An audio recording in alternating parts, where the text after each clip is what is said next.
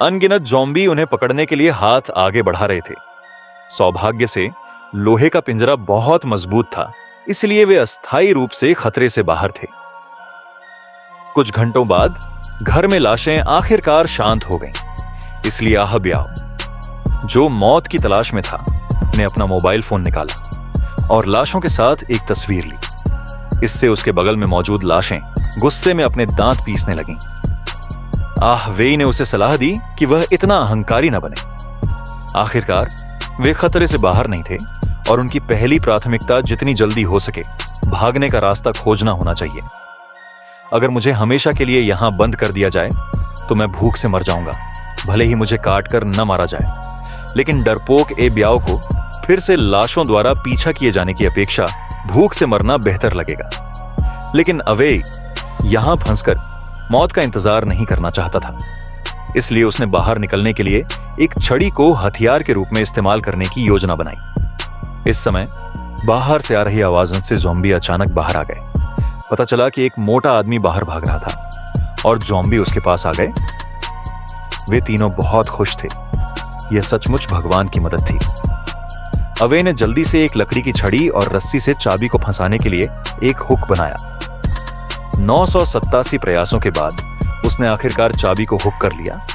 लेकिन मोटा आदमी इस समय भाग गया और उस मोटे आदमी ने चाबी को सीधे जमीन में छेद में मार दिया और आपको धोखे से इसे उठा लिया। असहाय होकर उसने जल्दी से चाकू निकाला और दरवाजे का ताला तोड़ने के लिए तैयार हो गया। लेकिन महत्वपूर्ण क्षण में एक ज़ॉम्बी ने उनका पीछा किया। इस समय वेई द्वारा बनाए गए हथियार का सफलतापूर्वक उपयोग किया गया। अंत में मोटा आदमी सफलतापूर्वक दरवाजे का ताला तोड़कर वेई और अन्य लोगों से बच निकला। लेकिन बाहर मौजूद ज़ॉम्बी सेना ने जल्द ही उन्हें पकड़ लिया और उनके पास पीछे के पहाड़ की ओर भागने के अलावा कोई विकल्प नहीं बचा। ए ब्याओ, जो पीछे थी, ने जल्दी से लोहे का जाल बंद कर दिया। लेकिन ज़ॉम्बी, जो एक पुलिस वाली में बदल गई थी, ताले पर फंस गई। जैसे ही पुलिसकर्मी ने बल लगाया, उसकी 2 पेक्टोरल मांसपेशियां तुरंत फट गईं, जिससे ए ब्याओ, जो 20 वर्षों से अकेली थी, स्तब्ध रह गई। उसके दोस्तों ने उसे तुरंत चले जाने को कहा, लेकिन ए ब्याओ वापस गया और उसे 2 बार चूमा। उसके बाद वह जाने को तैयार हुआ। मुझे कहना होगा कि ए ब्याओ सचमुच एक असली आदमी है। इसके बाद उन्होंने काम की तलाश में पास के एक शहर में जाने की योजना बनाई। लेकिन उन्हें नहीं पता था कि पूरा शहर पहले ही नष्ट हो चुका था। जल्द ही उन्हें एक घर मिल गया।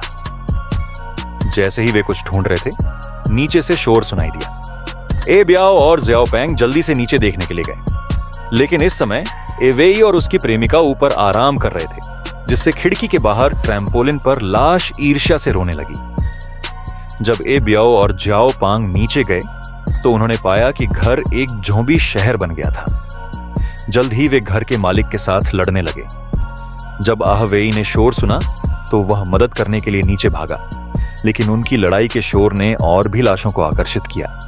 इसलिए कई लोग फिर से दरवाजे की रखवाली करने के लिए दूसरी मंजिल पर छिप गए। उसने अपने आप को कसकर छिपा लिया, लेकिन लकड़ी का दरवाजा ज्यादा देर तक नहीं टिक सका। इस समय अवे ने खिड़की से भाग जाने का सुझाव दिया। सौभाग्य से सभी ने समय रहते अवे को पकड़ लिया और उसे वापस खींच लिया। इस समय दरवाजे के बाहर लाशों की सेना अंदर घुसने वाली थी। इसीलिए एवेई ने उन्हें जल्दी से ट्रैम्पोलिन के माध्यम से दीवार के बाहर कूदने के लिए कहा। ए ब्याओ ने पहले तो कूदने की हिम्मत नहीं की, लेकिन जैसे ही उसने लाश को दरवाजा तोड़ते देखा, उसने पूरी ताकत लगा दी। पहले 2 लोग तो ठीक चल रहे थे, लेकिन मोटा आदमी फंस गया क्योंकि ट्रैम्पोलिन उसका वजन सहन नहीं कर सका। इस समय लाओ लियू नामक एक ज़ॉम्बी भी ट्रैम्पोलिन पर चढ़ गया और उसके साथ जल्दी से लड़ाई शुरू हो गई। सौभाग्य से यह ज़्याओ पेंग था जो अंत में जीत गया। ज़्याओ पेंग कई बार आगे पीछे कूदा और आखिरकार सफलतापूर्वक बाहर कूद गया। जल्द ही ज़ॉम्बी सेना घर में घुस गई। लेकिन जब वेई ट्रैम्पोलिन पर कूदने के लिए तैयार था तो लाश पहले से ही ट्रैम्पोलिन को अवरुद्ध कर रही थी और वह घबराहट में लगभग गिर गया।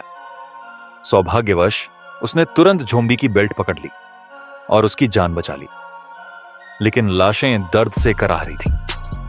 यह देखकर कि वेई खतरे में था, उसकी प्रेमिका जल्दी से चढ़ गई और लाश को ट्रैम्पोलिन से दूर ले गई। इस समय जोंबी की बेल्ट भी टूट गई। सौभाग्य से अवेई ने उतरने से पहले जल्दी से अपनी मुद्रा को समायोजित कर लिया और अंततः अवेई सफलतापूर्वक ट्रैम्पोलिन से बच निकला।